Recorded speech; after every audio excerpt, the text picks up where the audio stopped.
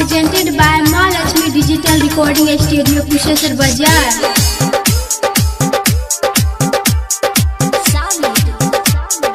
माता के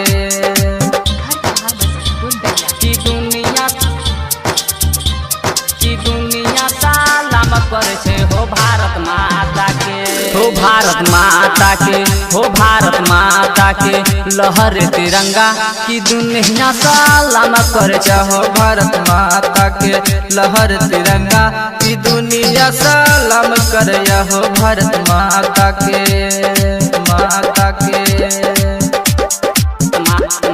माता के की दुनिया सलाम करे छे हो भारत माता के। ई तिरंगा छिए देह सके साना हो, ऐ पर कुर्बान होय छे भारत के जवाना हो, ऐ पर कुर्बान होय छे भारत के जवाना हो।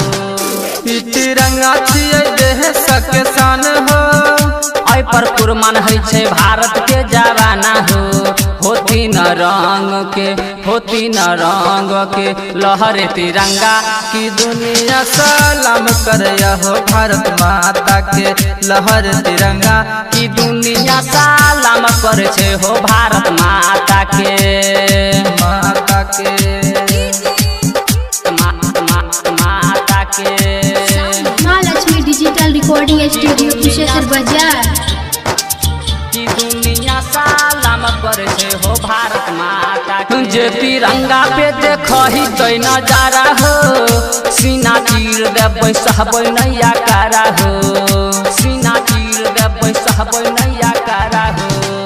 जे तिरंगा पे देखही तो नजर हो, सीना चीर देबै सहबै नैया कारा हो।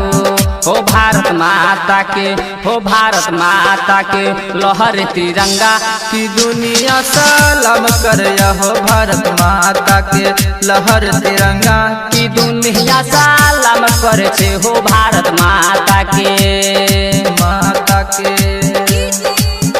माता के। की